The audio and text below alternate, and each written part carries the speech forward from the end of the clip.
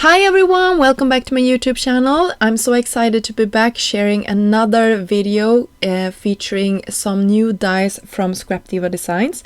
And this one is the Carousel box drawers. And since I created mine, you can see it's quite basic here.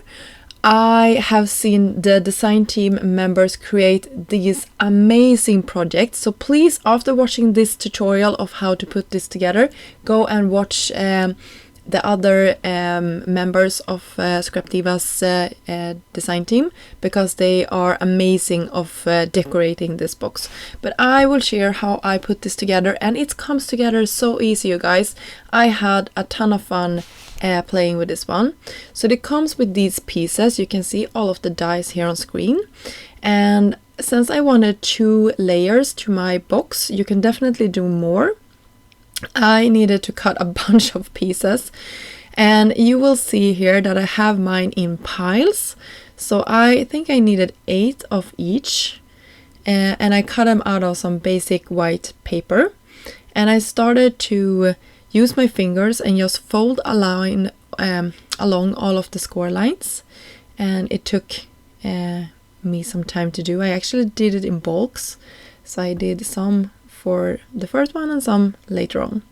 For putting my box itself together, I cut the beautiful pattern paper to the outside, and I lined it up with this piece that looks like it have teeth.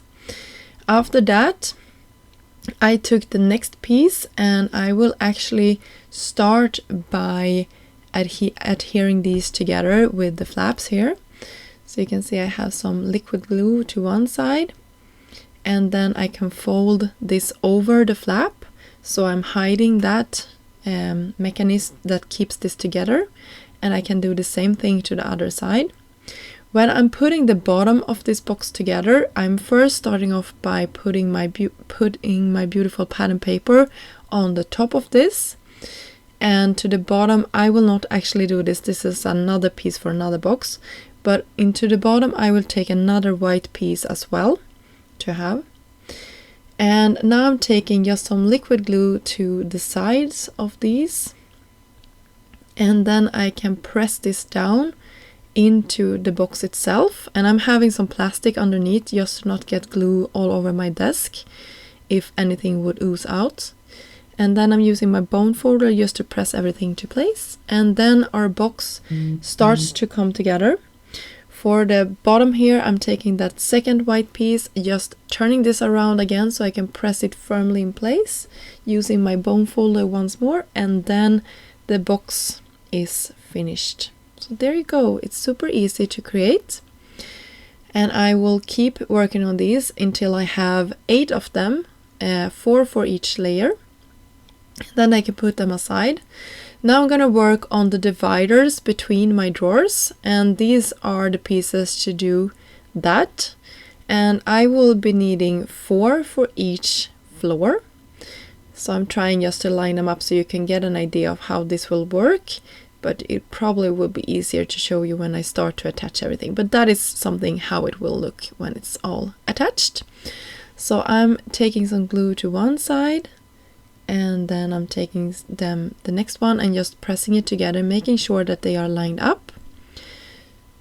And then I will do the next one, the same thing here, lining them up, making sure that they are exactly in the right position.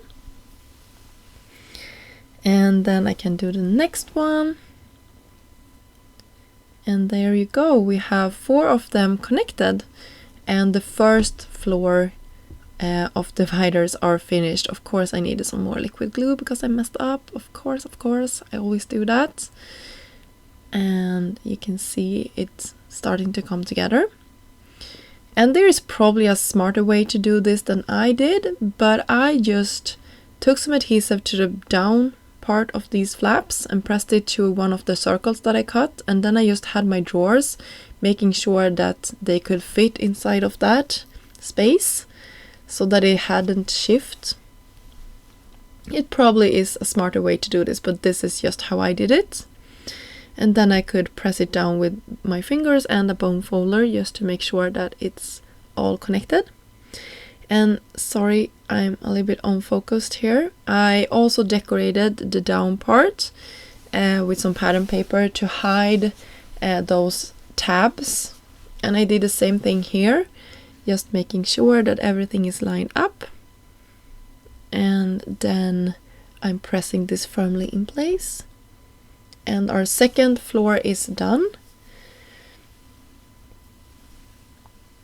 And you can see I'm just decorating the inside. You probably only will see this when the drawers are completely out.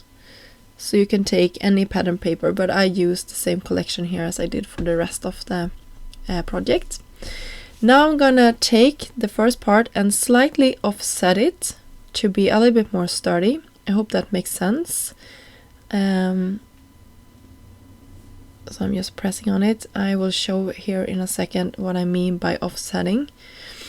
By the way, when I had created two of these floors, I actually realized that these drawers were quite big, and you definitely could turn this into advent calendar for your kids or grandkids or whatever. I didn't have time for this video to do it, but maybe I will go back and create some more floors to my project, and that could turn into an advent calendar. But I have 2 kids, right? So this would be a major project for me to take on. So we'll see if I have the time to do it before this Christmas, or if it's a project that could go on into the next one. But it's quite a good size of drawers, and it's nice that you can customize how many floors you will have on your project. And I saw, I think it was Jan Castell or someone who did it and had it actually turn by putting it on a plate that turned, and that was so cool. So please go and check out that one if you have time and want to see that one. As I said in the beginning, the design team really made this die look amazing, so please go and check it out. They decorated it in all sort of beautiful ways. I just took this beautiful sort of mandala looking snowflake thingy on top of my project, and that turned out beautiful as well. I know this isn't the most Christmassy thing, but I looked through my stash for something sturdy to have as a handle, and this was the most sturdy I found. And I probably should take in the drawers out to do this. It had been so much more smart than just leaving them in place, but I'm getting smarter here and just pressing them in place. And I love these small flowers. They are super gorgeous, and I love that it comes in so many colors. So I just kept going around. And by the way, I don't know where these flowers are from. It's been in my stash for maybe 10 years. So I actually don't know where they're from. They might be from Panduro. It's a Swedish sort of hobby store.